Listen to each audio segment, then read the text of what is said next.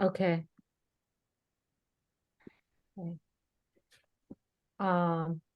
Okay. Today, then it's really my honor to introduce while trying to introduce, and also more people keep coming. Linda, I'm going to take care of the waiting room for now. Yeah, I take care of the waiting room, so don't worry. You just keep doing this, okay? Okay. Yeah. Giulietta Flaherty is a certified school psychologist in New Jersey and a doctoral student at Rutgers University. She has specialized in transition and post-secondary service for young adults with intellectual and development disabilities. She has extensive experience supporting adults with autism in post-secondary education settings, vocational settings, and residential settings. The reason we have today's, one of the reasons is that because we have the Asperger supporting group, and a lot of parents said their children is now either in the teenager or some even in the college or some even after college, how to support them along the way because they're no longer in elementary school, you can just get IEP or 504. So they already went very far to get to high school or college or even more than that, but they still have challenge in life. So we're curious to hear the expert opinion. Okay, here you go. Thank you so much, Linda. And thank you all so much for coming out tonight. It is so, so great to meet you all. Like Linda said, this is really my passion and my career. And I'll talk a little bit more about my experience and things. But I'm happy to share about my experiences with you all. I hope this presentation is helpful, and we will absolutely have time for questions at the end. So yeah, let's get started. So again, just to give a brief explanation about myself, Linda already kind of introduced me, but I got my bachelor's in psychology at the College of New Jersey. And then I went right into graduate school. I'm at Rutgers University getting my doctorate in school psychology. I am almost done with grad school. I will be finishing this May. So almost Dr. Flaherty, but not quite yet. But through my grad school and even through undergrad, I've had so many wonderful experiences working with adults with disabilities in residential settings, like in homes, in vocational settings, and lots of different job settings, as well as academic settings. I've worked with adults with a wide range of cognitive abilities and also a wide range of behavioral challenges. And really, when I think about, I'm finishing grad school and thinking about my future career, like this presentation, like this is it. This is what I want to do with my career and with my doctorate, is support adults with autism in doing anything else that any other person could do, because they do have that potential. And so supporting that transition from high school into the post-secondary world. So that's kind of me and why I'm here today. To talk about our goals for today, I want to spend a little bit of time at the beginning framing autism within the context of this presentation and this discussion. I'll talk about preparing to leave high school, and at the end of high school, what those junior and senior years might look like, and some steps that you might need to take then. I'll talk about considerations and things to think about when applying to college. And then I'll talk really about that core piece of like, how do you make that jump from high school to college, and what's different once you get to college, and how can we support our young adults with autism in that transition? I'll give some more concrete strategies and resources.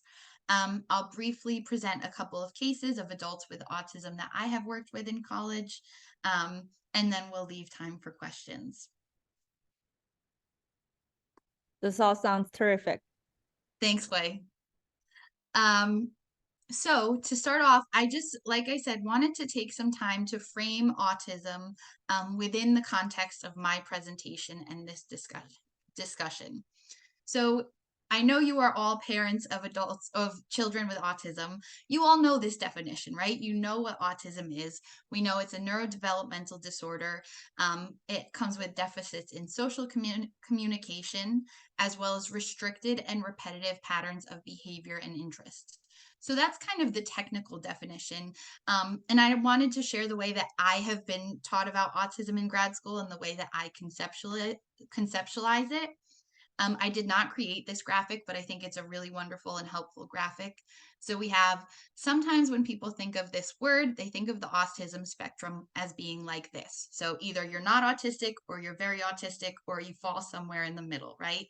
But that's more often than not the case. So we know the autism spectrum maybe looks more like this.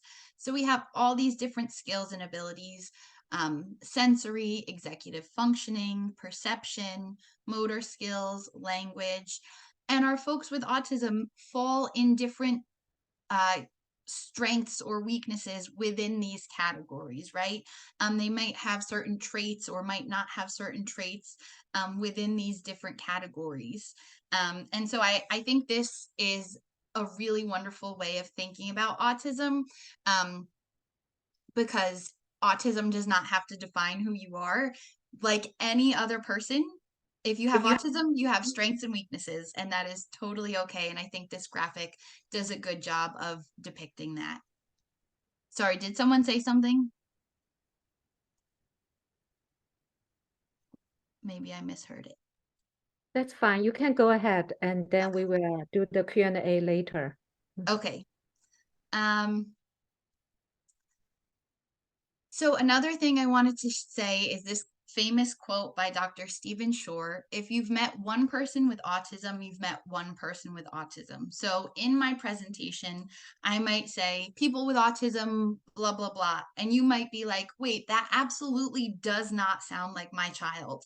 And that's okay, because we know that within autism, there are these core characteristics, but we also know that there's variability within autism. So if I say something, it might not sound super relevant to your child, or I might say something and you might be like, yes, 100%, that's exactly my child. So just kind of keeping that in mind. I also like to address person-first language versus identity-first language. A lot of people have very strong opinions about this, so I like to kind of say my piece about it.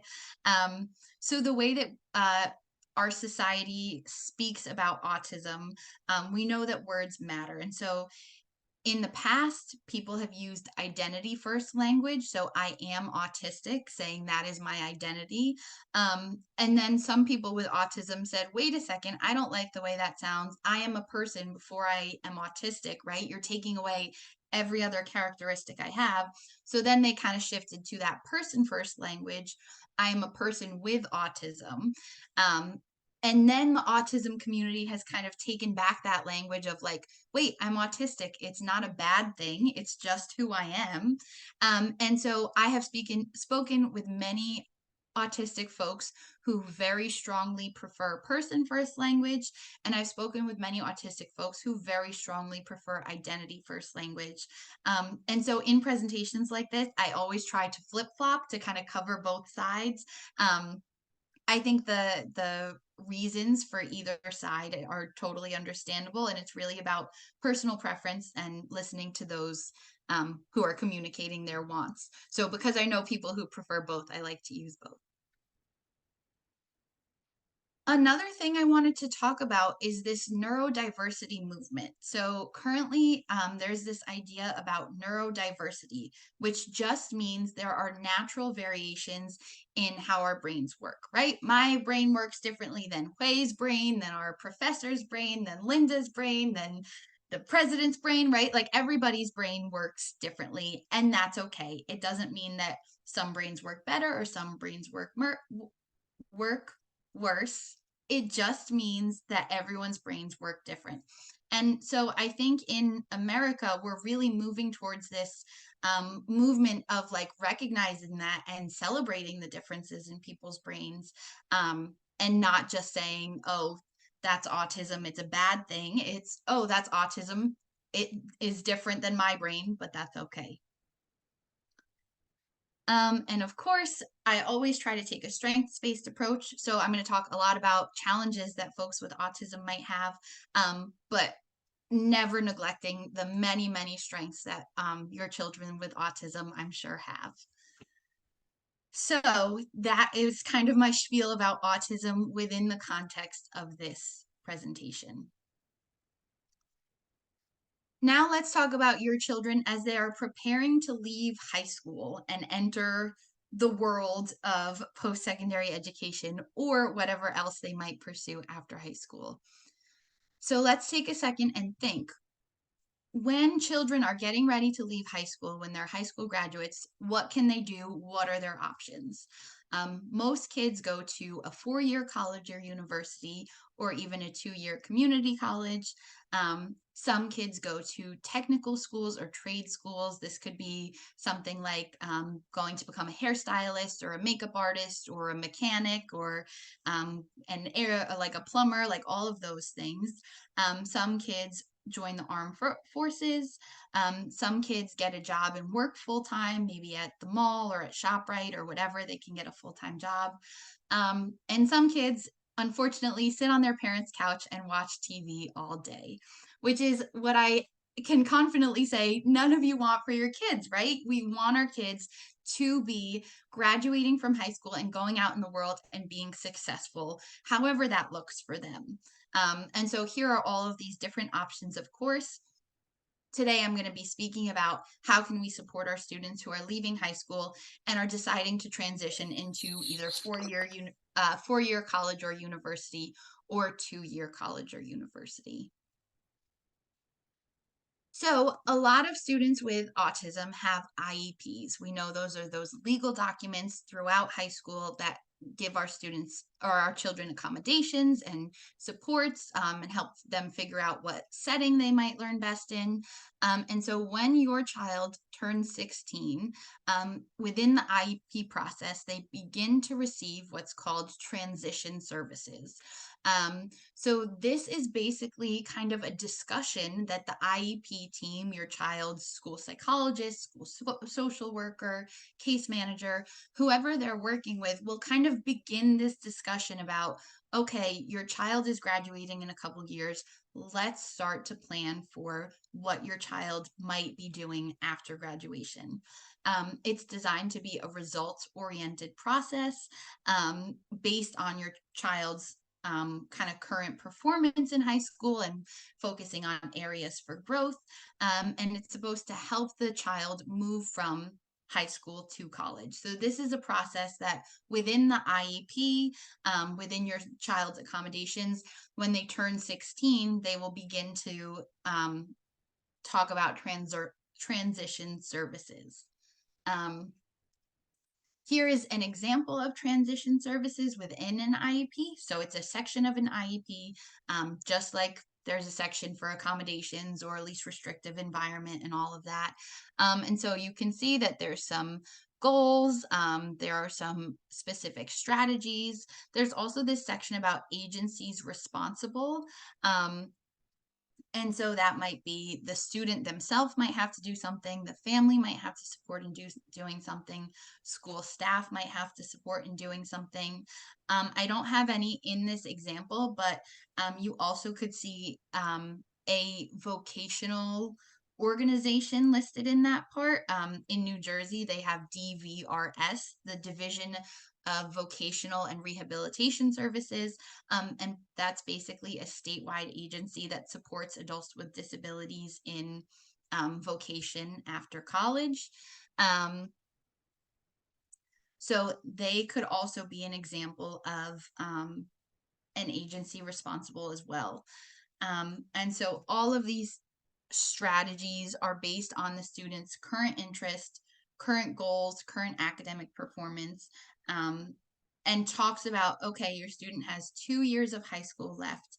What can we do to support them in transitioning out of college?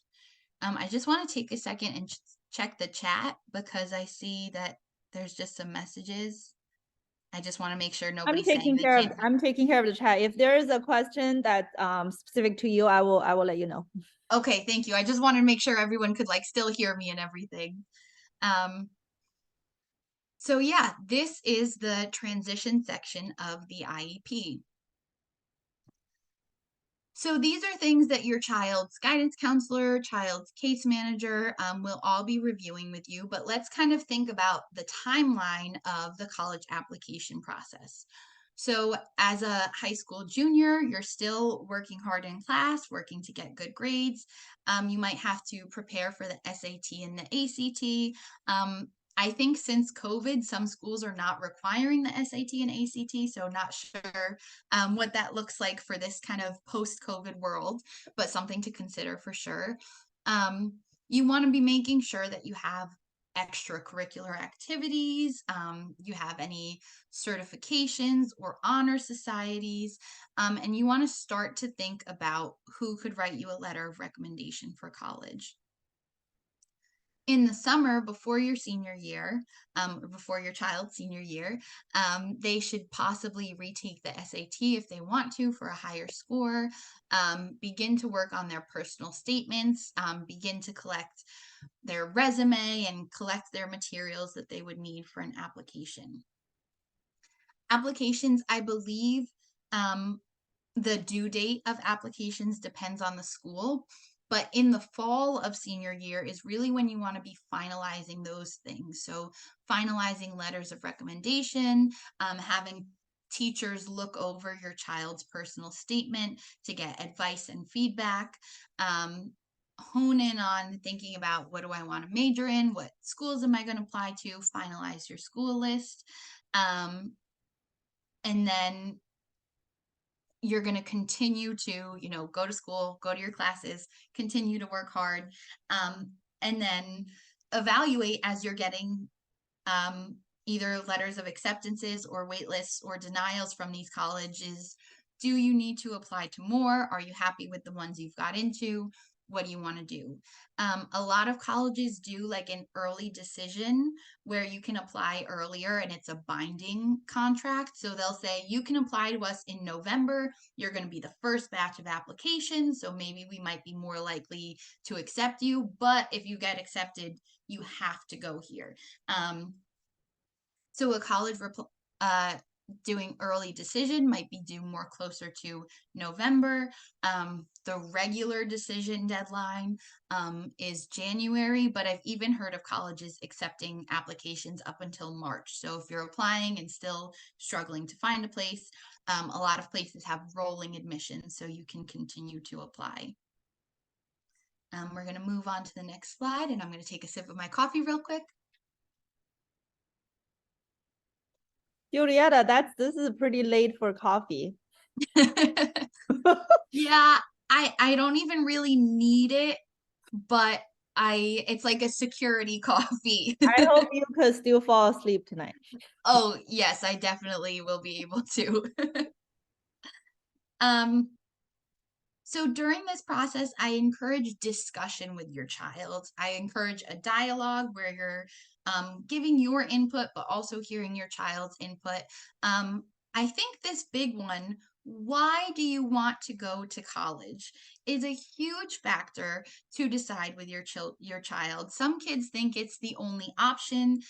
Some kids think that they have to go to college. Some kids are like, I want to go so I can move away from home and go party all day, right? And so obviously that's not the reason we would want our kids to go to college. But it's important to talk with your child about why do they want to go to college. Also encourage your child to think about what kind of topics are exciting for you to learn about. And I encourage you all to kind of frame it in that way instead of in a way of what do you want to major in or what job do you want to get. College is truly an opportunity to learn new things, to get new experiences, to learn about new topics. And I think people often forget that. I think people often see college as it's just a means to an end, right? But college is this beautiful journey where you gain so much information and experiences. And so ask your child what's exciting to you to learn about. So those are things I encourage you to discuss with your child through this process. There are also some questions I encourage you to talk to school staff about during this transition. The first one is, when will my child receive updated testing? So the reason that your child will need updated testing is that to get accommodations in college, they kind of need updated proof that your child has a disability, and you'll have to submit paperwork saying, or your child will have to submit paperwork saying they are a person with a disability, and kind of here's the proof.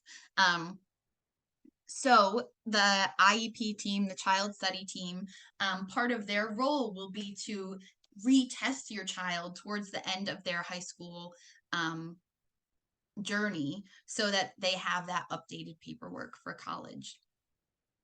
It's also important to realistically ask, what colleges are within my child's reach, target, and safety zone. So a reach school might be a extremely competitive school that they're not sure if they'll really get into. Target schools are kind of schools that accept students with similar academic achievement as your child. And then safety schools are maybe schools that accept lower academic achievement. It's kind of like a more of a fallback school. And you want to be applying to schools across those three, or your child wants to be applying to schools across those three categories.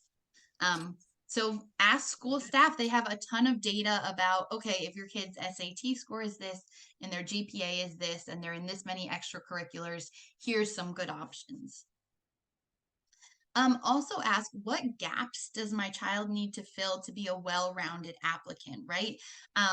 Colleges currently, they're not just looking for AP classes anymore, right? They want to see that kids are volunteering or joining clubs, or that they are doing social activities and all of these things, right? So asking, like, looking at your child's application and thinking, what is missing, or what gap needs to be filled to make my child a well-rounded applicant. So now I'm going to talk about things to consider when your child is applying to colleges. What colleges do they want to apply to, and how to make that decision.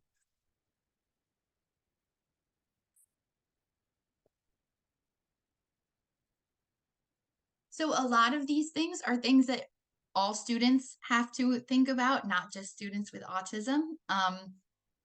So the first one being competitiveness. Like I kind of said before, how competitive is the school you're applying to? Do you want to go to a really prestigious and competitive school? Would you rather go to a school that is closer to home, or how competitive do you want your school to be? School size is super important. Thinking about the student to teacher ratio, right? The college that I went to, the biggest class I was in had maybe 28 students, right? And that was something that I really valued personally, because I know I learn best in a small environment. Whereas many other colleges have, like, okay, you're in a lecture hall with 500 other people. I knew for me that would not be a good learning environment for myself, but maybe other people are like, yeah, I prefer to be in the back of the room just taking my notes while the professor talks. So thinking about school size and school teacher to student ratio, also the physical size. My graduate degree is at Rutgers University, where you have to take this like horrible bus system everywhere, and the buses are always late. And so thinking about the physical size of the school is really important too. The distance from home. I think this is a super important factor to consider. Is your child ready to live independently? Thinking about, what does independent living look like? Is my child able to go an hour away and function independently and take care of themselves without any support? Or should they be a commuter for the first year so that they're still going to school but getting support at home? You also want to think about specific academic programs. If your child kind of knows exactly what they want to do, maybe looking into schools with specific degrees, or that have really reputable specific majors. I'm thinking also, if you want to have a career that requires a graduate degree, some schools offer like a combined program. So for example, you could apply to a school that has a 5-year master's program where you get your bachelor's and master's in 5 years instead of 6. I also have a friend who went to a physical therapy school, or got her degree in physical therapy, and it was a 6-year combined program. So she got a bachelor's and a doctorate in 6 years, which is pretty impressive. So thinking about things like that when you're applying to schools, if you know the career field or the thing that you want to study. And then the final thing is autism specific supports. So in 2023, it is so cool that we live in a society where colleges are starting to recognize this need. Colleges are starting to create programs and provide supports for autistic college students. And so I'm going to talk a little bit more about that. Not every college has Giulietta, something like this. that was fantastic. I just have 2 quick questions. I think this Yes. would be a good stopping point for those questions. Absolutely, yeah. One question is, this parent asked if colleges offer IEP or 504 accommodation, and another person asked, is their child's IEP confidential, or is there classification on their IEP? Like, can colleges see that from their high school? Great questions. To the first question about does the IEP go to college? No, it does not, but you can still get accommodations in college. And I will talk a little bit later in my slides about what that process looks like. As for the IEP, when you apply to colleges, the college does not know that your child has an IEP unless you specifically say it, maybe in your personal statement if you want to talk about it. But the college will not know that your child has an IEP or autism unless you specifically say it. Any other questions? Do colleges consider the updated testing results, maybe in high school senior year? I guess they're asking if, last year, in their college, with the 3-year evaluation, they have this evaluation report. Would college consider that kind of report when providing accommodation? Yes, so that's exactly what they will do to determine your child's accommodations, but that is not part of the college application process. So I'll talk about this a little bit more later, but your child will apply to college, get into college, get accepted somewhere, and then once your child is accepted, they will say, hey, by the way, I have autism. Here's my updated testing, and these are the accommodations that I want to request from you. Great. That's perfect. Awesome. Thank you. Wow. So thinking about, like I was saying, these autism specific programs, the colleges are starting to create them, and these programs provide academic, social, and vocational supports specifically for autistic students. Some of these programs do unfortunately cost extra money per semester.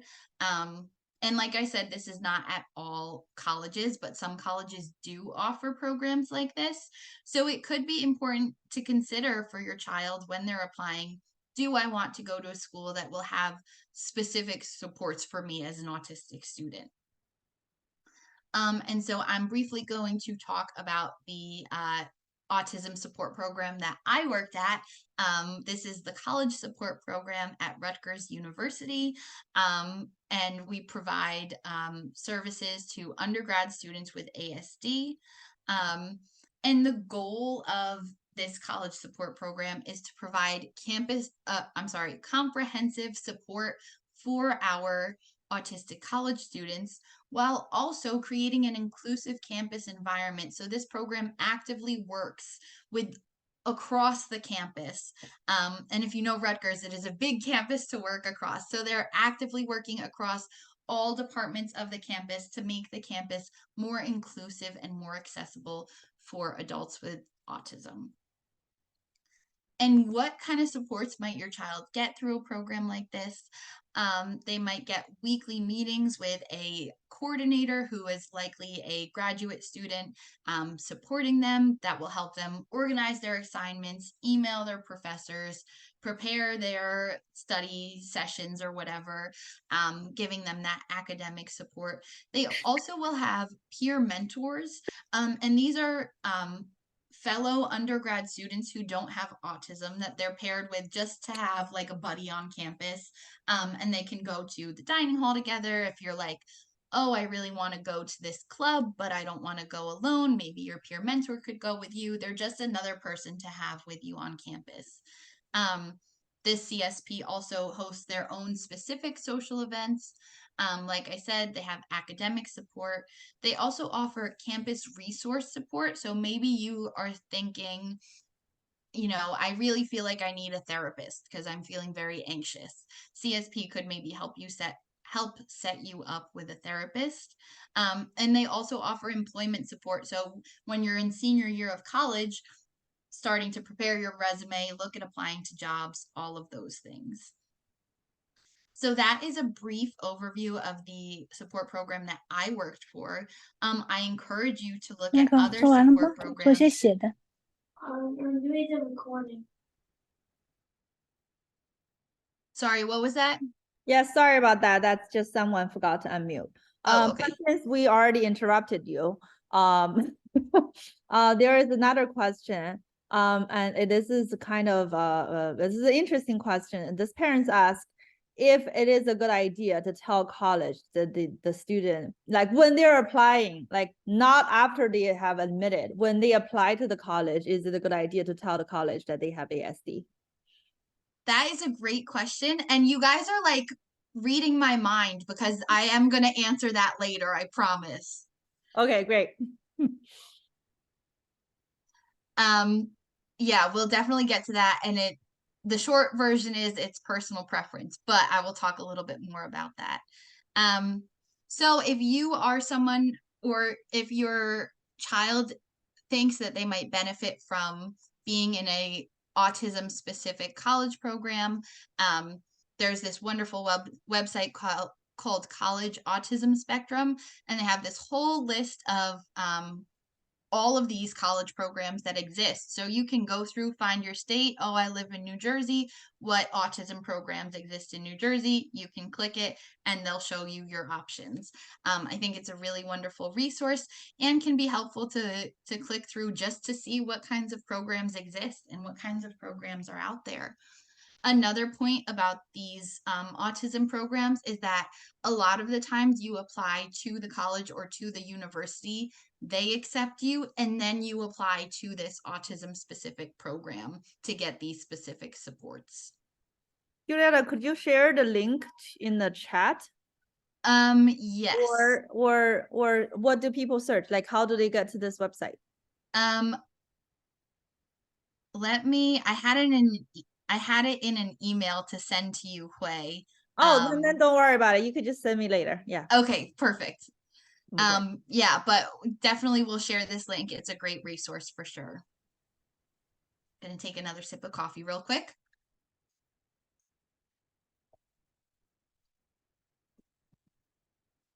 So now let's think about changes from high school to college. What is different about high school and college, and how can we help our students adjust? So the first thing is academic changes, right? Let's think about class size. In high school, your child might be in a class of as small as like 15 to as big as like 30. And then all of a sudden in college, they could be in a class of 40, 50, 200, 500 students. That's a huge adjustment to make, being in a learning environment with that many people. Another big thing is the amount of time per week in class. In high school, students are in class for 40 hours a week, or they're at school for 40 hours a week, right? The typical college freshman takes 5 classes. Each class is about 3 hours a week. So you're going from 40 hours a week to 15 hours a week. That is a huge, huge, huge adjustment. And of course, you have homework and clubs and other things to fill your time, but that amount of time, 40 hours to 15 is a huge change. Oftentimes students like don't know what to do with all that free time the first couple at the beginning of the semester. Next is the grading system. The way that grades work in college can be very different than the way grades work in high school. In college, your professor could say, okay, your final grade is going to be based on your midterm and your final. That's it. I don't care about participation. I don't care about homework assignments. I don't care about your note-taking skills. It's just how you do on the midterm and how you do on the final. That's it. That is a huge difference from high school, where students are getting graded on every little thing that they're submitting. They're getting graded on their do nows, on their exit tickets. They're getting graded on their participation. And of course, not all classes are like this. A lot of classes do say, okay, you have a participation grade or you have a weekly homework assignment. But the grading system differs per college and per class. And no matter what it's like, it's definitely different than high school. So the way that those grades work is a change. Next is what I call academic independence. In high school, your students' teachers are always, I don't want to say on top of them, but they're monitoring very closely. They're like, oh, Quay, you forgot to submit a homework assignment yesterday. It's in as a 0, but submit it tomorrow and you'll get a B. Or you have to make sure that you do this group project, or you need to add this to your agenda pad. Make sure you write it down because otherwise you're going to forget. In college, professors are not on top of their students like that. They're like, take my class, sign up. You want to do the homework? I'll grade it. You don't, it's a 0 and you'll fail my class. The professors have so much, they don't put in the effort that high school teachers do, because high school teachers, and high school, you still need that support. In college, you really have independence. And so that's a huge change as well, that you won't have a teacher kind of on top of you following up about missing assignments and things along those lines. And finally, and this was to the point of that question that was asked earlier, in college, you do not have an IEP. You will need to get a 504 to receive accommodations. And I will talk about that in more detail in a little bit. But so the short answer of that is that you don't have an IEP in college.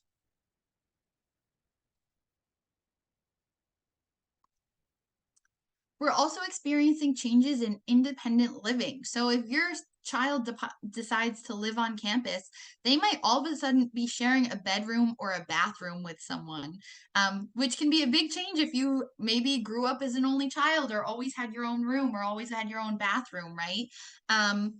The first college dorm that I ever lived in did not have air conditioning, and that was a really horrible adjustment that I had to make. I had like 50 fans blowing on me all at once. But it was an adjustment because I was living on campus and that's what I had to deal with. And then also in regards to independent living, you are doing things completely on your own. You're deciding when you wake up, when you go to sleep. You are responsible for keeping your space clean. You're choosing what food you want to eat and how much you want to eat it and when you want to eat it. You're deciding how much you want to stay in your room versus how much you want to go outside of your room. And if you're sick, you have to take care of yourself. And so these are things that a lot of students in high school are not doing. Maybe they're doing some of them for themselves, but they're definitely not doing all of these things for themselves in high school. So it's important to think about all of those changes that come with living on campus as well. And then there's also social changes, right? You might be on this great big campus and not know anyone at all, or you might go to college in a different state or even a different country and not know anyone, right? I have a friend who we are in America and her brother went to college in Ireland and he didn't know a soul in the whole country. And so he had to adjust to that idea of, I am like right now, I'm the only person that I know. There's less kind of facilitated opportunities for socializing. No one is going to force you to go to a club or force you to turn and talk to your partner in class. You kind of have to seek out opportunities for friendship on your own. However, I think that one of the really wonderful things about college is that clubs exist for every possible interest that you could have. And if not, you can start one. At Rutgers, they have so many clubs for undergrads. They have an astronomy club, they have an anime club, they have like a women empowerment club. I think they're in the process of starting a neurodiversity club. Like they have all of these, like a Harry Potter club, any club you could possibly imagine, I'm sure that they have. So it's really wonderful to have these opportunities. But it's up to you to seek them out on your own.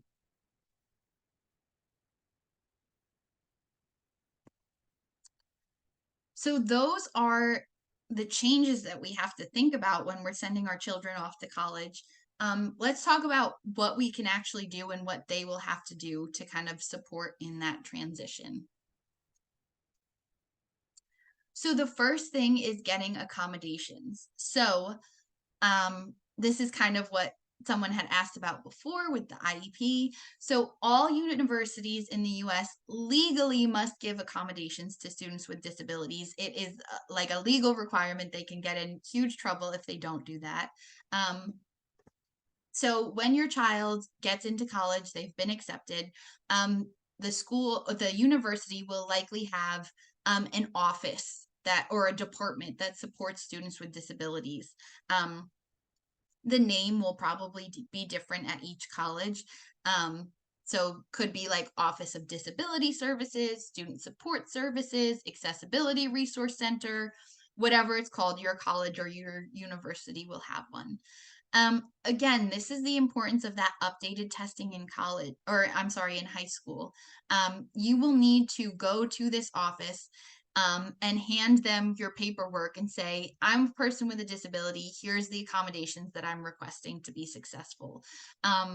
Super, super important that it is up to the student to go to this office. Unlike in elementary school, middle school, high school, where the teachers are like, hey, we think you're struggling and you might need an IEP. It's not going to be the professor saying, hey, you should go get accommodations. The student needs to take the ownership and go to this office and get these accommodations. And then they will get them approved and we'll send them to their professors every semester so the professors are aware of what accommodations to give. When you're Actually, I'm going to talk about that in one slide. I was going to start a thought, but it's coming up. So it will be up to your child to go to this Office of Disability Services and say, I need accommodations. This is an example of common accommodations that your child can get. It's important to know that they will not just give you any accommodation you want. They kind of have to see that because of your child's autism, they need this accommodation. So some examples like extended time on tests, testing in a distraction-free environment, using text-to-speech software, things like that, getting a copy of the presentation, getting notes so they could have the professor give them a copy of notes instead of having to take their own notes, enlarged workbooks. And there's also housing and dining accommodations as well. Maybe because of your autism, you really can't share a room with someone. And so you might get an accommodation that you get like first pick of the room so you can get your own independent room. Maybe access to elevators, a room with air conditioning, different types of fire alarms in the building that you're in if you're really sensitive to noise and things like that. These are some common accommodations. And so this is kind of getting at the question that someone had asked of when my child applies to college, should they say they have autism? I think that it is such a difficult question, and it really comes down to personal preference.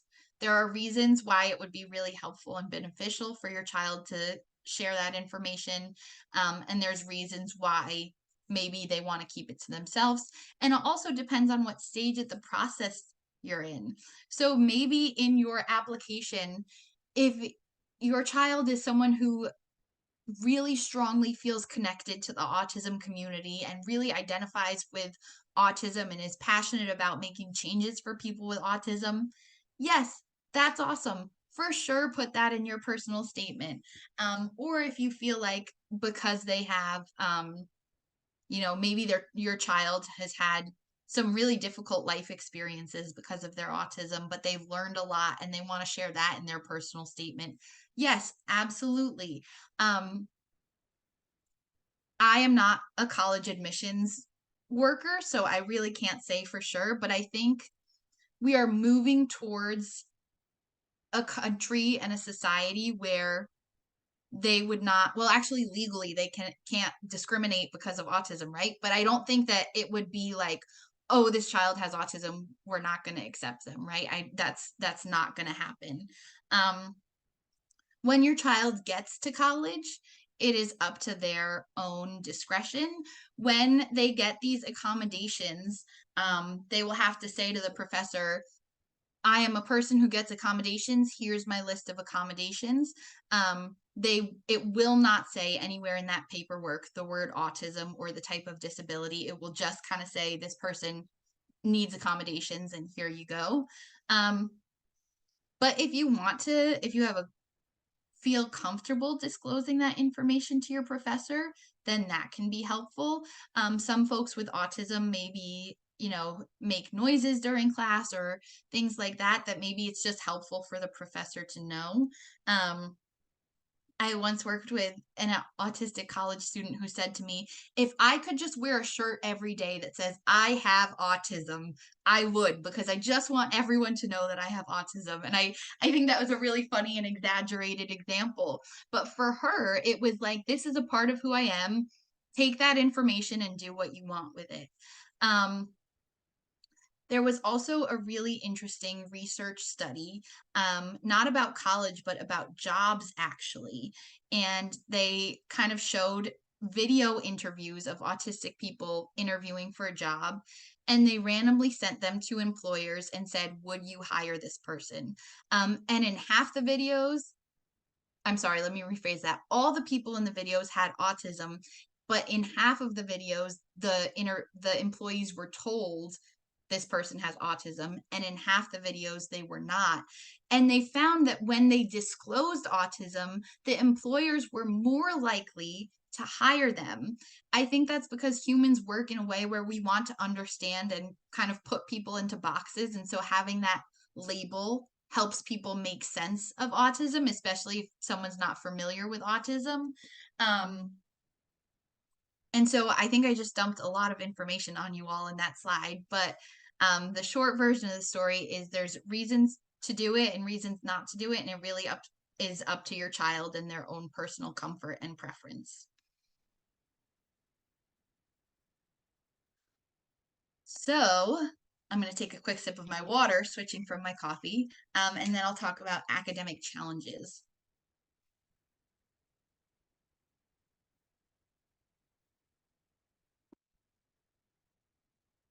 So we know that all college students, whether you're autistic or not, face academic challenges, right? If you put me in a calculus class, calculus is hard, right? The content that these students are learning is extremely difficult. So it's important to kind of take advantage of the academic supports that the college offers. Many colleges have tutoring centers where you can get tutored by another student. Professors have office hours that you can go to and be like, hey, I really didn't understand problem 5. Can we go through it again? And the professors are more than willing to help. At a larger university, you might have a graduate student that's a TA or a teaching assistant, and those students are always willing to answer emails or support with reviewing content. And then some schools or majors maybe have a within major mentoring program. So if you are a psychology major and you're a freshman, they'll pair you up with a senior who can kind of help you through. So important to take advantage of the academic supports that colleges offer.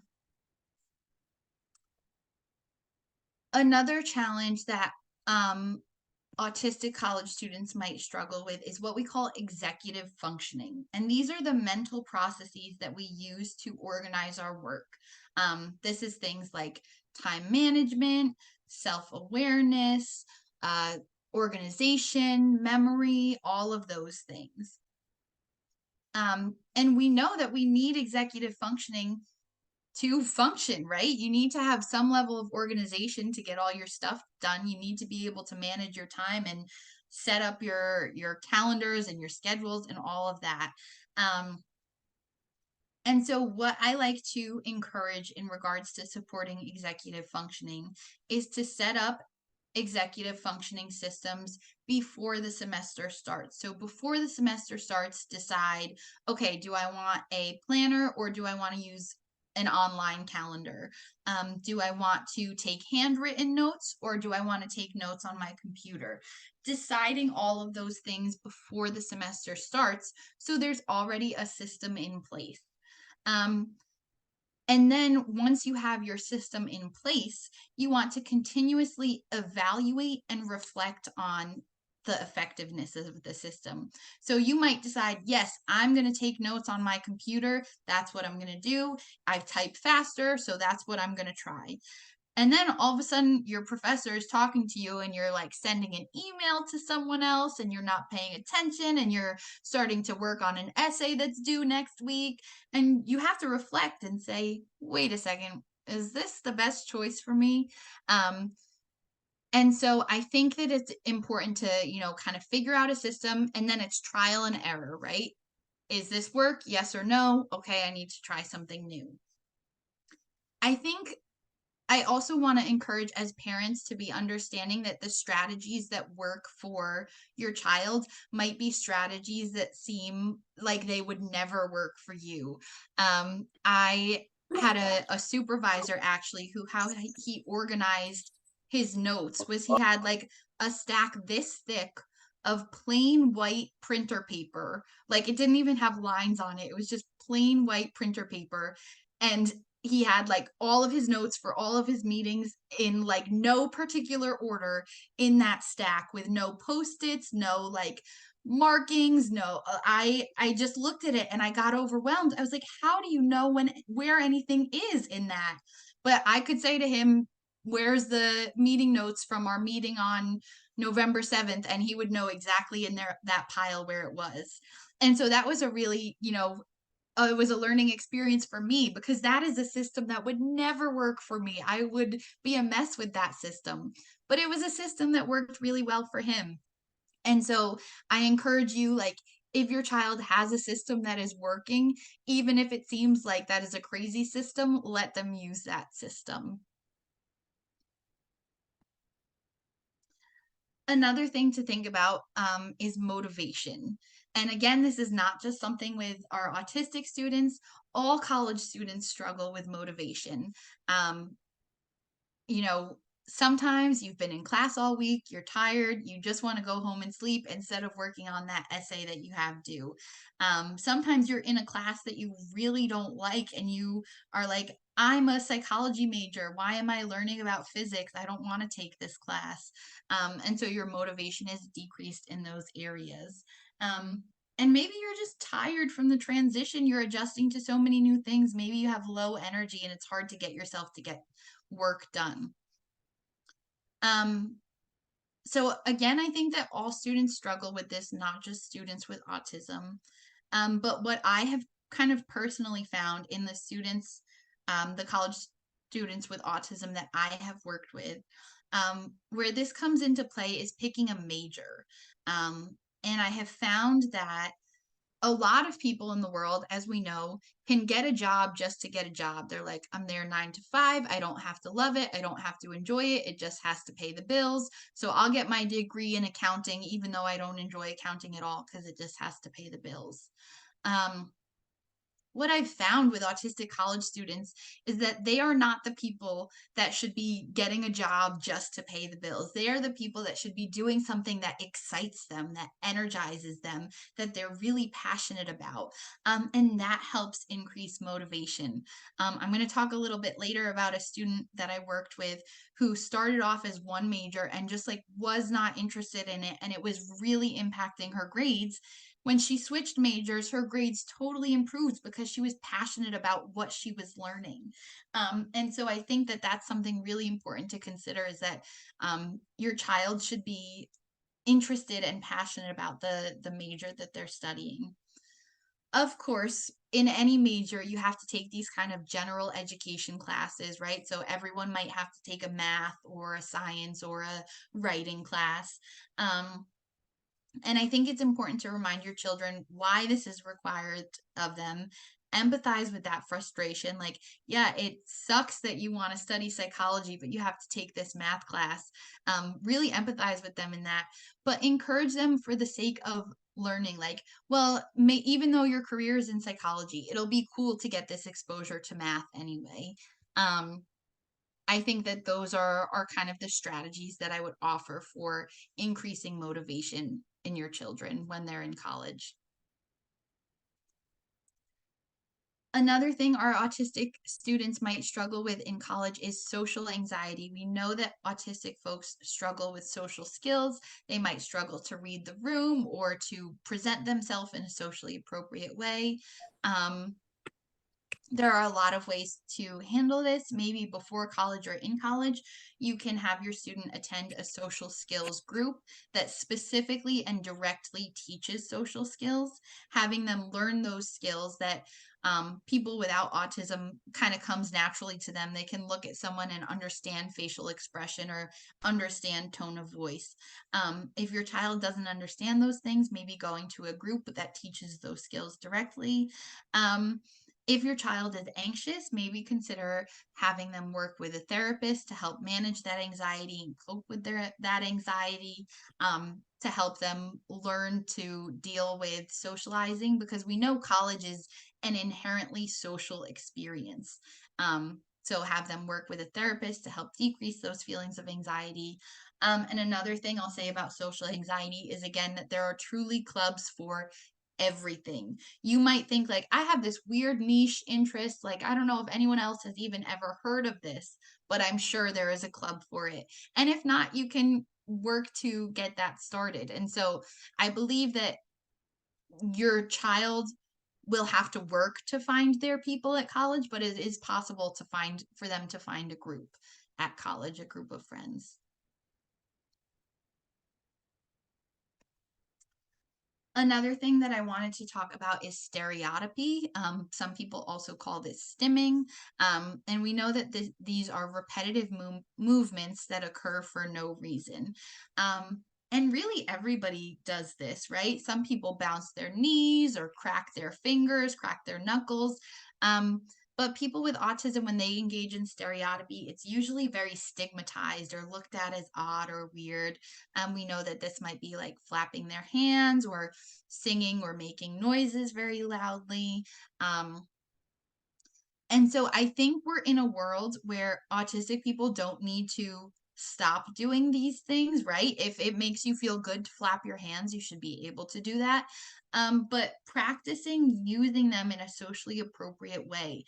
So if it really helps you feel good to hum, practice humming at a lower volume instead of a louder volume. Or if you flap your hands, maybe flapping your hands at your side so it's not distracting your classmates instead of flapping your hands in the air. Just kind of trying to be mindful of those things. And again, not getting rid of them, because if they're beneficial to you, you should be able to do them, but practicing using them in different social contexts. We talked about this a little bit before, but this is kind of social and independent living skills. You might have to share a room if you don't have those accommodations that say you get your own room. You might have to share one with a roommate. again, this brings up the question of disclosure. Do you want to tell your roommate you have autism? Do you feel like it will help them understand you better? I think that this is important. It's important to communicate with your roommate.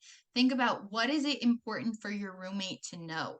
Does your roommate need to know that you sing to yourself? Does your roommate need to know that you go to bed super early?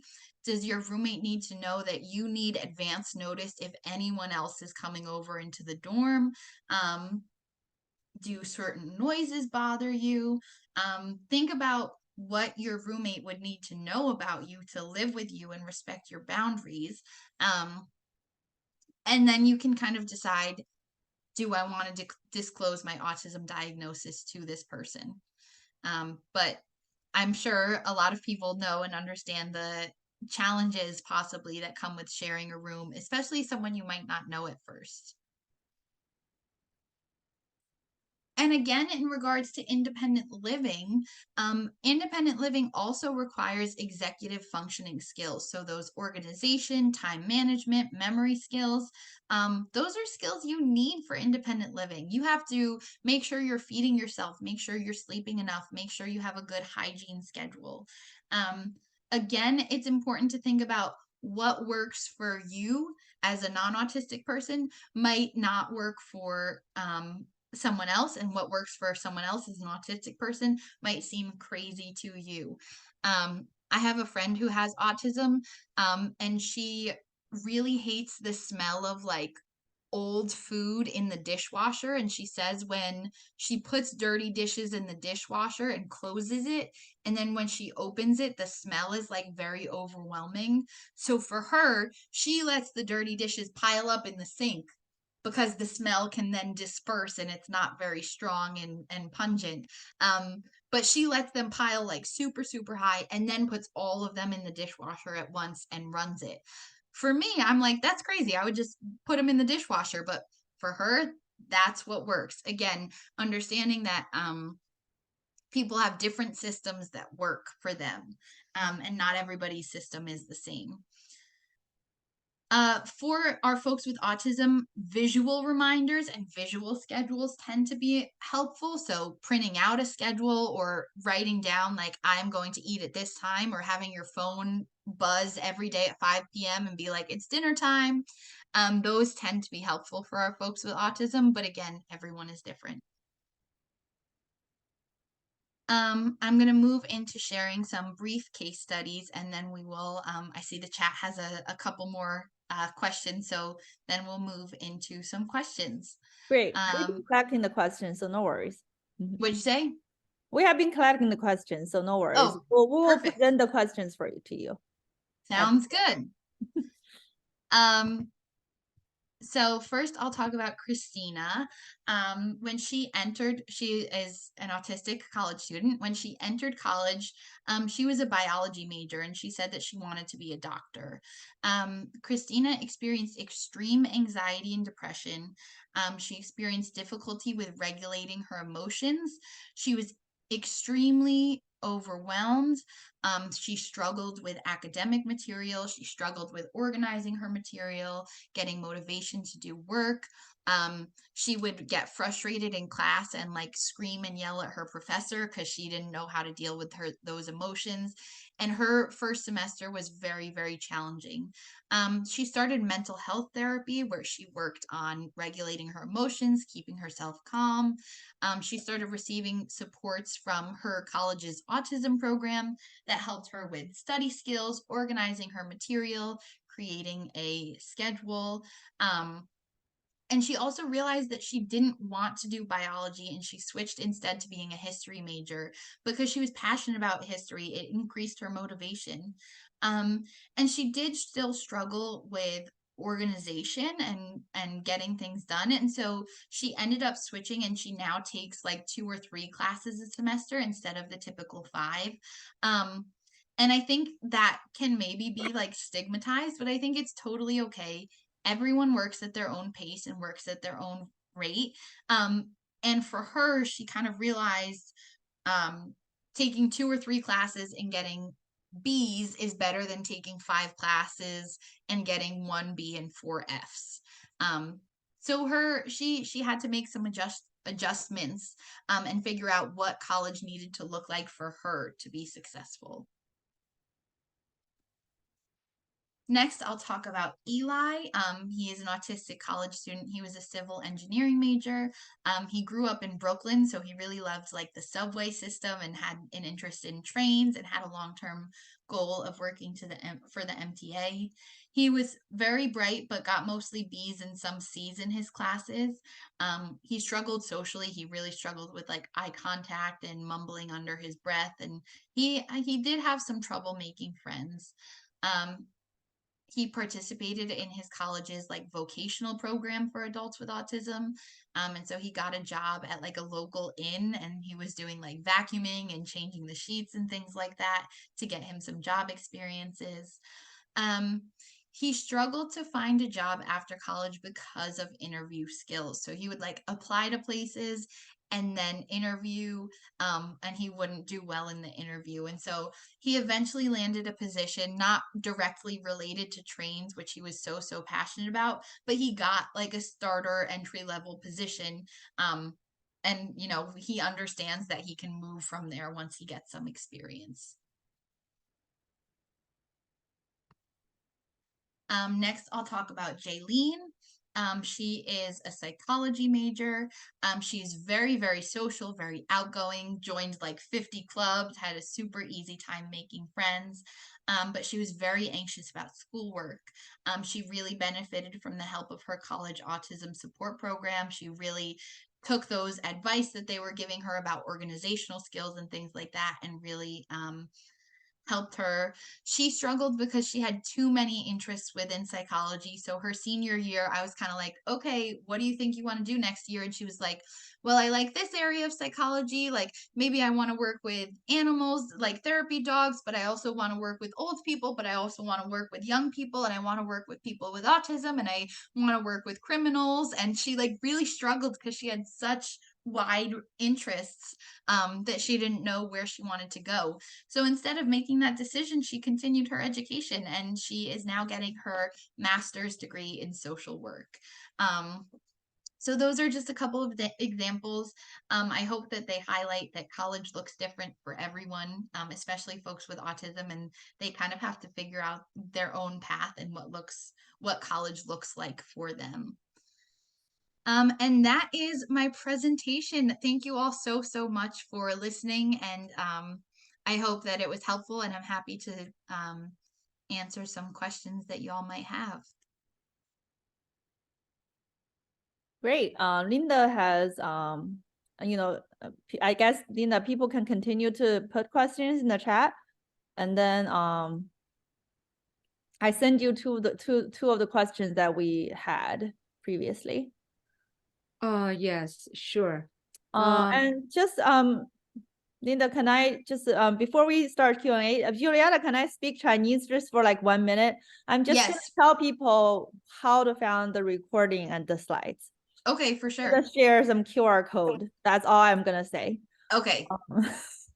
You're not going to say Giulietta was a horrible presenter and we're never having her back.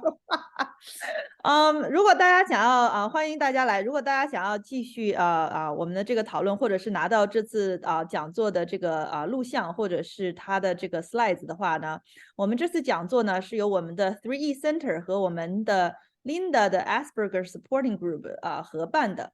那欢迎大家扫码入我屏幕上的这两个群，这两个群你入任何一个群都可以。那到时候我们会把讲座的这个录像呢和我们的这个Giulietta 她的这个 slides 我们会把它分享在这个群里面。另外呢，如果大家有兴趣了解我们3E Center 的活动的话呢，这是我们的网址好，Linda 你有什么要加的吗？我就是想简单的加一句，就是说那个我们很多的活动呢，其实就是都是和那个 3E Center 一起做。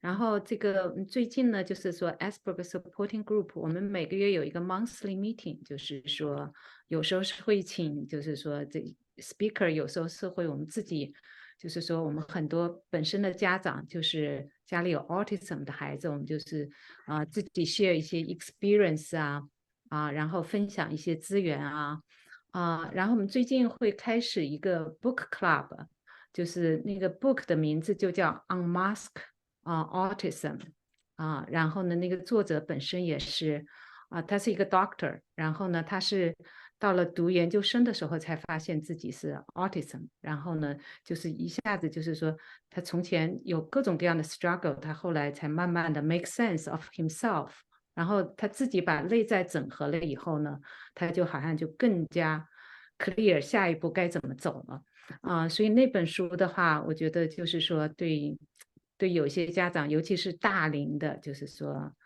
家里孩子有这种 autism 或者在这个 spectrum 的，可能会比较感兴趣那我现在我们就先问一下sorry. So I'm going to switch back to English. So we are going to answer a few questions from the chat, and then I also have some question myself, and then we will also get some questions from the participants group.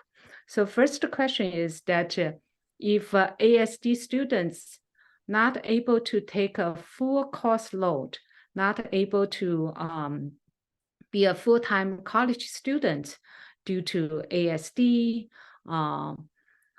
is in a part-time student's situation, is that like a disability accommodation? That's a great question. So if your child with ASD, if taking a full load of courses would be too overwhelming with them, they actually don't even need accommodations for that. Any student with or without a disability can decide, yeah, I just want to take 2 or 3 courses this semester. So it will take longer to get their degree. But I think the trade-off totally makes sense if you're going to have a more meaningful learning experience taking only a couple of classes a semester. So they absolutely can decide, I only want to be a part-time student. I don't know about how financial aid works with part-time students. I'm not 100% sure about that. Yeah. And also earlier, another parent asked that, I guess for twice exceptional kids, for Asperger type of kids, high IQ greater than 130, mild autism, very high SAT, below average GPA, no EC. What suggestion do you have for college application? EC just is extracurricular, just is in case you don't know. Thanks, Wei. So I think the first, so the student has a very high IQ, a low GPA, no extracurriculars, but a high SAT. I think that there maybe needs to be a conversation of like, I'm having a hard time responding to this because I don't know about the student. Does the student want to go to college? If that person wouldn't mind expanding a little bit, does this student like want to get a college degree? Yes, I asked the question. Yeah, he wants to go to college, but he doesn't have a lot of motivation to put his efforts in schoolwork. So if it's just an exam like SAT, he does very well. He can get like 50 and 80. But his GPA is, I would say below average for sure. So there's a not balanced, I would say. Hard to explain the difference. But that is what he is. Yeah, thank you for sharing that. Extra information is helpful. I think that one option is kind of like addressing that. Like the student can kind of say in their application at some point, like, my grades are the way they are because I, maybe didn't put in as much effort, or I'm like recently realizing that I want to pursue more education or whatever. They can kind of say that in their application if that is kind of like a deficit on their application is their GPA. Another option is if they have any sorry, I just lost my train of thought. If they maybe want to go to community college first, take a couple classes, build up that GPA, and then transfer into a 4-year college, that could be an option. Or if they want to apply to less competitive schools, it would stink because it sounds like that student is so bright and wouldn't thrive at a less competitive school. But if his, unfortunately, academic performance is a part of it, and so that's your student can maybe choose to address it on the application, maybe start at community college and then move to a 4-year school, or maybe apply to less academically rigorous or competitive schools. Oh, can I add a little bit? Yeah, absolutely.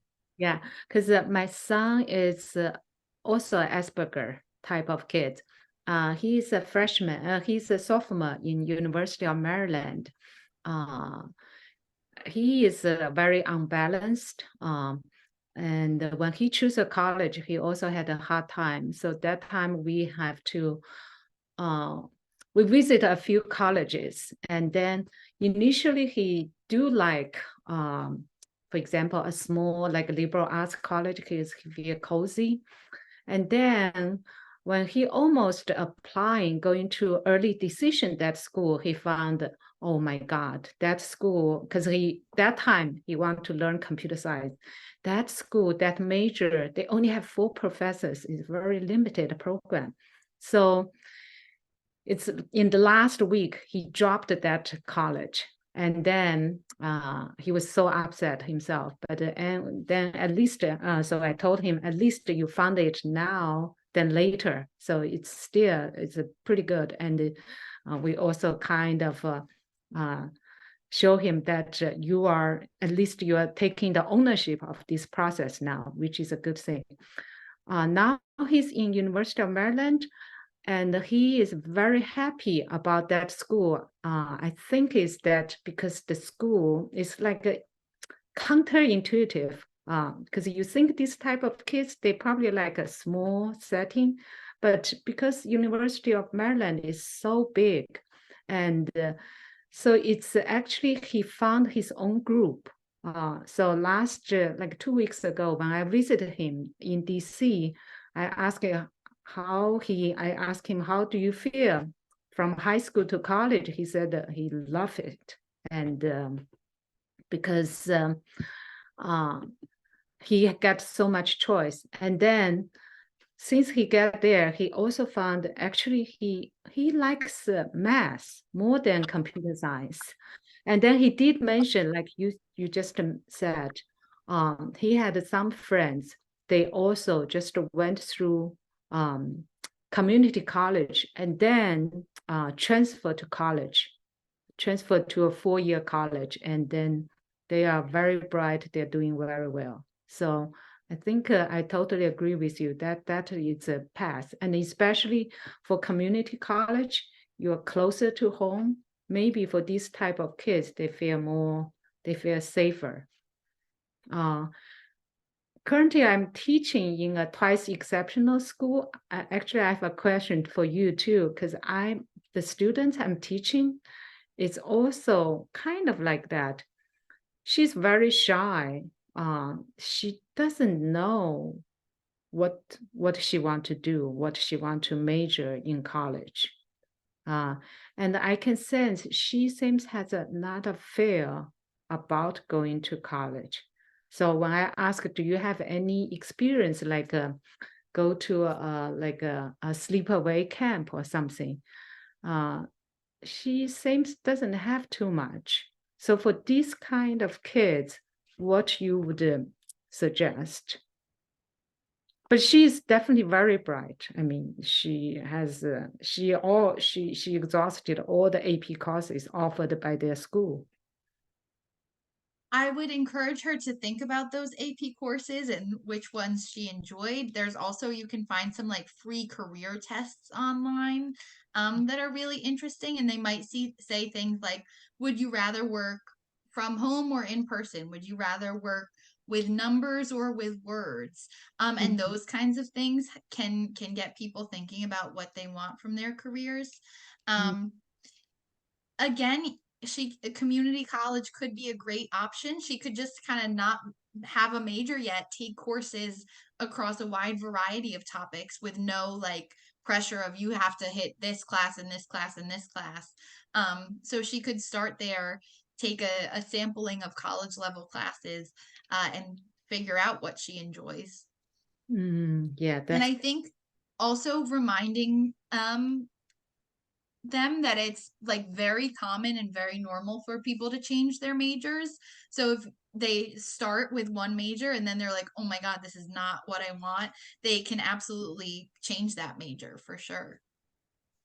Yes, yeah, that's true. Because I I definitely noticed after her college visit, she seems more stressed out. So, yeah, maybe, yeah. Even though, I mean, just to look at her GPA, she probably should go to a very competitive school. But maybe you said in this case, a community college, it's not a bad choice. Yeah, I think there's a lot of pressure on kids that are 18 years old to make a decision that impacts their whole lives. And when we think about developmentally at 18, you are still growing and figuring out who you are and what kind of person you want to be.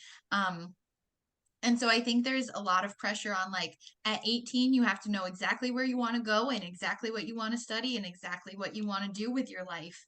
And I think it's okay to normalize for kids like life is like all about trial and error. Like try something, figure it out. Do you like it? Do you not like it? What do you want to change?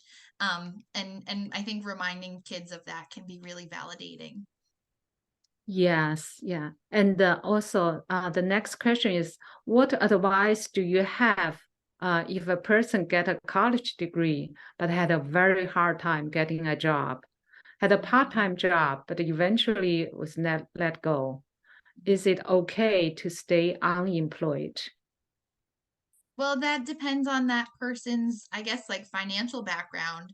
If they have the means to stay unemployed and they're happy unemployed, then maybe. But I think a lot of people might get bored or maybe feel unfulfilled. If they have a college degree, I'm assuming that they got it because they wanted a career in a specific field. So like maybe financially they could be okay not staying unemployed, but like it'll impact their quality of life if they're not doing something that's fulfilling to them. There are a lot of resources that people with disabilities can use to help support them in getting a job. I think I talked about like in New Jersey, we have Division of Vocational and Rehabilitation Services, DVRS, but a lot of states have like statewide agencies that support people with disabilities. There's also a really wonderful company, and I forget the name of it, so I'm just gonna see if I can Google it real quick, but they're also like it's really cool. Companies are actually posting like, we want to hire an autistic candidate for this position, which is like so awesome. And so there's this like company that will post like looking for an autistic engineer or something. So I'm gonna see if I can find that super quick.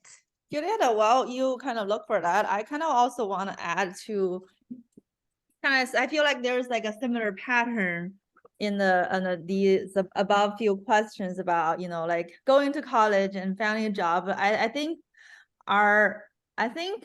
this is where we want to be more conservative than be like, we don't want to be too aggressive on that. Let me explain what I mean by that, right? If we kind of jump too far ahead, and then even if this child got into a really competitive college, right? We don't know what's going to happen next. That we have seen way too many examples where the child gone to college or even graduated, but couldn't really get a job, right? So academically, it's not the problem, where the IQ is really not the thing that we really want to focus on here. Is it really their social and life skills that we want to really consider? Are they ready for college? We're not thinking about, like Giulietta said, right? When we're thinking about if they're ready for college, we're not just thinking about their SAT score or their full scale IQ, right? Like we're thinking about this whole person. Are they ready to even like live on campus, right? Are we? So if they're not ready, and even if they have a really high, they took all the AP classes, they may be very, very brilliant, but when they go to college, we might set them up to fail because they're just not ready for that kind of environment. So, and maybe we want to take a step back and go to a community college, or even go to a community college like part-time, or go to a local college while like commuting from home, right? I've seen parents who just like drive their their son to college, kind of like sit in the coffee shop and wait for them to finish, and kind of really coach them to kind of do it. And then like when they feel they're ready, and then there you go, you can, then now they can really launch. So I think we want to be more conservative here when we kind of think about college, because we don't want them to go to college and not finish, or finish college but unable to get a job. Yeah, that's great point. Because a while ago I read an article. I think it's also written by, actually it's a professor from William. He said when his son applying for college, his son is Asperger. His son started from community college, and he totally understands, because he himself is also an Asperger. He said it's just overwhelming to go to a college that time, but they do mature. He said the good news, they do. He also mature, so he become a professor in William. That's not an easy thing. So yeah, that's good. Also, like, just check out the link that Giulietta shared with us, like about colleges that have specific specific programs, autism support, and I think that would be a really helpful. Yeah, I also can provide a list of the company which is hiring autistic young men and the college student, and one of the company is it's started by Chinese, a young man. His brother have autism, so he tried to open a company for them. We asked him a couple of times coming to, introducing his company, what his model, but it's a great resource. Lots of resource we can share, we can use it, and more and more company it's focused on that. So it'd be great. Yeah. Oh, that's great. Thanks for sharing. Yeah, I think there are a few more questions on the chat.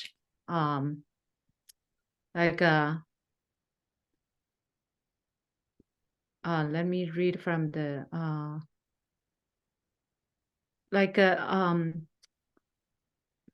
my son dropped out of college twice, and he's now 29, very bright and Asperger. Is there age limit for applying college? Any age limit to get into college support program? There should be no age limit for applying to regular colleges. I'm not sure if the college support programs for autistic college students would have an age limit. I really don't know on that one. I'm sorry, but I'm sure if you look on their websites, it will say specifically, but I would think there would be no age limit. Also, I just want to add that college is not the only, way to go about for life. Like, you don't have to go to college, right? Like Giulietta shared that, people would go to 4-year college or 2-year college, or you could go to a trade school and be a HVAC technician. Do you guys know how much a welder makes an hour? It's like $70 an hour to be a welder. So and then like those are really good options too, honestly. Yeah, and the next question, what advice do you have for someone with high functioning autism who get a bachelor degree but had a very hard time getting a job? Oh yeah, we discussed that. My son is mild autism, very independent, academic behind. He likes music and sports. He may not interest in college. Do you have any recommendations after high school? Technical school, our goal is to support him to have a job for his future. Yeah, I think that, we talked about like some people are okay with like, I can just get a job to pay the bills and it doesn't have to be something that brings me joy. Or some people are like, I need to have a job that brings me joy and that I'm passionate about. If you're saying like your son maybe doesn't want to go to college and he's okay with just working to work, there are lots of job opportunities that you can get without a college degree or an advanced degree. He could always try and take some classes at community college if he wants to continue his education, or even like work 20 hours a week and take 2 classes at community college. I think he maybe has to think about like my hobbies of, I think you said music and sports, like can I turn those into a career or do I want to keep those separate from my career? My older brother, he doesn't have autism, but he has ADHD and like really struggled throughout school and just knew he like didn't want to go to college. And so he works at an Amazon warehouse as a manager, and he is like really over the years like worked his way up the ranks. And so he doesn't have a college degree, but he still has a really successful career. And I think that that looks different for everyone. Not sure if that answered your question, but I hope it was helpful. Yeah, that's Karen's question. Karen, if you want to add anything to it. Yeah, I have another question is that, for example, like my son, he's currently 19. He's already in college and he enjoys college.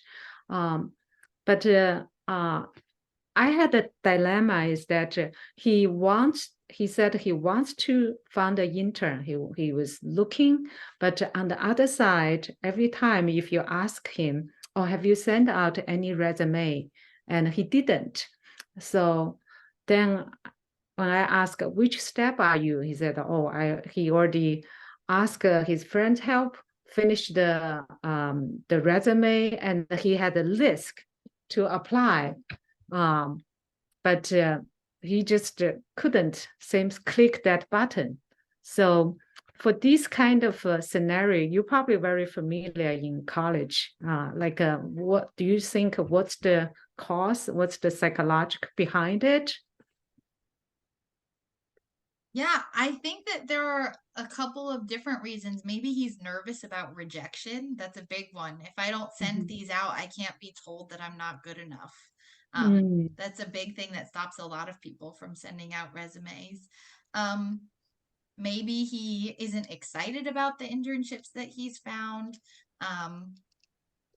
Maybe it's something with like the task initiation of maybe it's just very anxiety provoking to do it, right? Or maybe he's anxious about, if I get this internship, then I'll have to balance my internship and my courses. It could be a million different reasons that could have to do with autism or could have to do with being an 18-year-old and trying to find an internship and the struggles that all 18-year-olds face. But I think that you're right that is a common experience, that a lot of people are like, I've done all the steps, I just can't push that final button. Yes, yeah. I think what you said, especially the first one, might be because it seems common for people in the spectrum, because they have been rejected or had the experience of failure before. So then their feedback, their mechanism is that, okay, I will reject before being rejected. Yeah. 100%. Yeah. So in this kind of scenario, what you can help? I think addressing that with your son, and I think like asking him directly, like, why haven't you done it? What is stopping you? Seeing if he can kind of figure that out for himself. Talking about like, okay, you have this fear of rejection. What happens if you get rejected? What does that mean about you? Does that mean you're a failure? Does it mean that you're never going to get an internship in your whole life? Or does it mean that this one specific place didn't think you were a good fit for this job? And I think being candid and having those conversations can be helpful. Yeah, that's a very good point. Yes. I think Thank another you. way is that to kind of normalize getting rejected. Like we get, Yeah. you know, we all get rejected so many times, especially when we're looking for our very first job, right? Like, you know, we get rejected more than we get admitted, that's for sure, right? Like it may not have anything to do with autism, right? I think they are afraid that, oh, people are gonna reject me because they think that I'm autistic or this and that. But like, you know, everybody gets rejected, like period. Nobody gets like a first interview be like, here you go, this is your job. Yeah, right. Like that happens to very few people. Yeah, they understand that, but I think they still internally they have a lot of anxiety. So and they yes, they Giulietta, I've been hearing a lot of these stories actually lately. You know, like kind of similar stories about Linda's son, right? So do you, in your experience, do you think there is any kind of like support group or kind of like a counseling group that would be helpful for these students? I don't know if they would be willing to go to a support group. first, yeah, are they willing? I think a lot of people, seems from the parents have been talking to their kids are not willing. And my coworker's son is also in this spectrum. He's 30. He's not willing to do anything. So I don't know of any like vocational group supports things. I can't think of anything that would like be specifically for like vocational skills. Some of the autism college programs have vocational training built in, or it's like an extra thing that you can get. And then within that, they might talk about like, what does rejection mean? I'm a big advocate for mental health therapy. So like whether that's individual therapy or something like that, I think everyone should do that at least some point in their life because it teaches you skills of how to deal with emotions when you get a rejection. But Hui, I can't think of any like specific group or anything. Right. Maybe you should start a group. I mean, how about these kids who are, you know, like what we call, you know, quote, failed to launch, right? Like, and they, you know, they have been, what if they, you know, they have been sitting on a couch watching TV for like the past 2 years? Like, what do we do with them now? Yeah, I think there is a huge need for that. There is a huge need for that. Yeah, that's certainly not easy, right? Yeah. And yeah, I think with AI there will be more and more people in the group. Yeah. Another question from Ken. My son is in middle school and is high functioning. I can see him going to a college down the road, but I'm not sure that's the best way to go. He lacks of executive function skills and social skills. Do you have any suggestions in planning after high school? Absolutely. So I think kind of like we've touched on, like maybe college isn't the best way to go for him.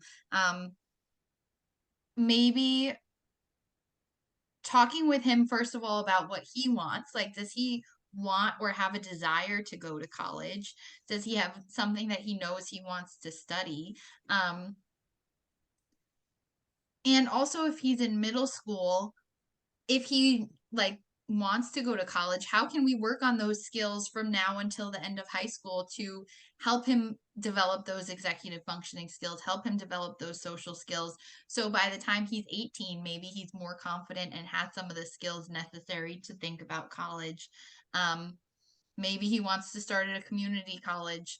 I think there's a ton of options, and I love that you're like open-minded about like what are the possible paths, because it's not just like going to college right away when you're 18, like we said, is not the only path.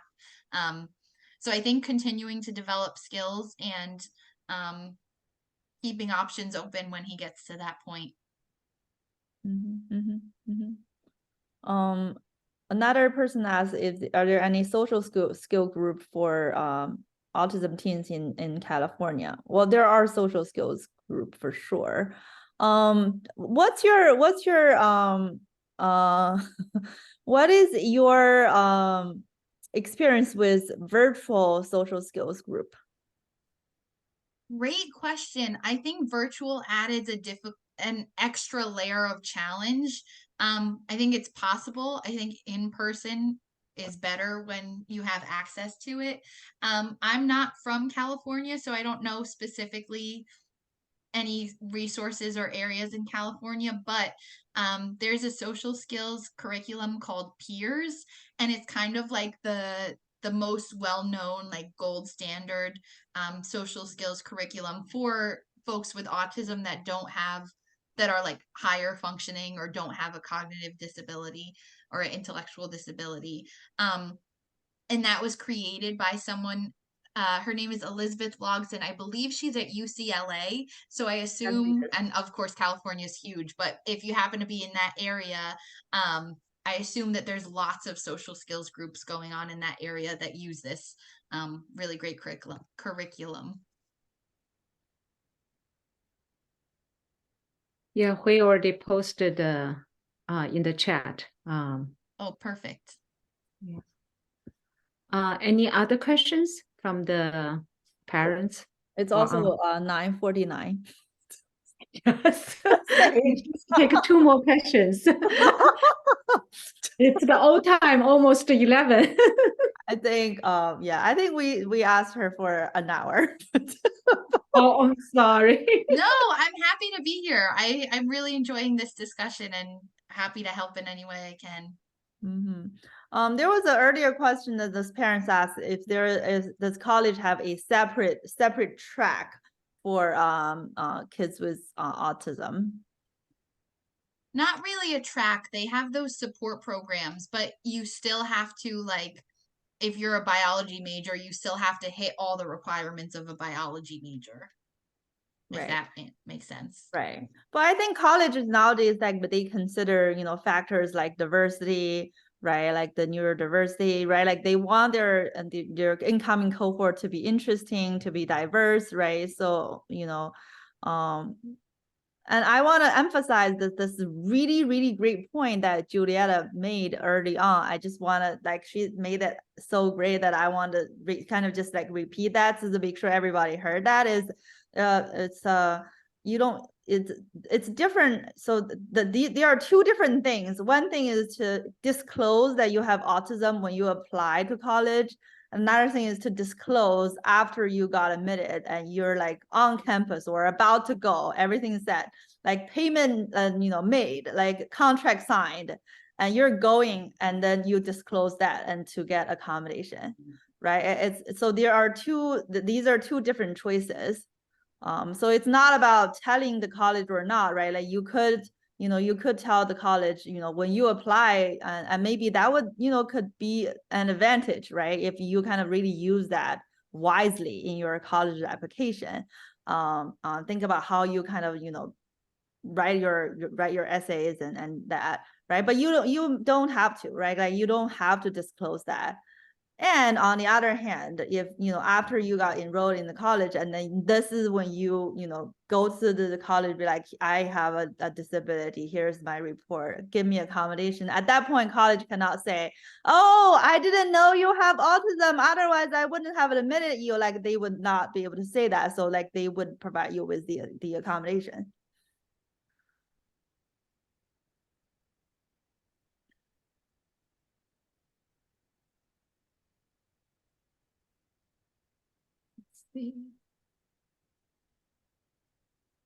Yeah.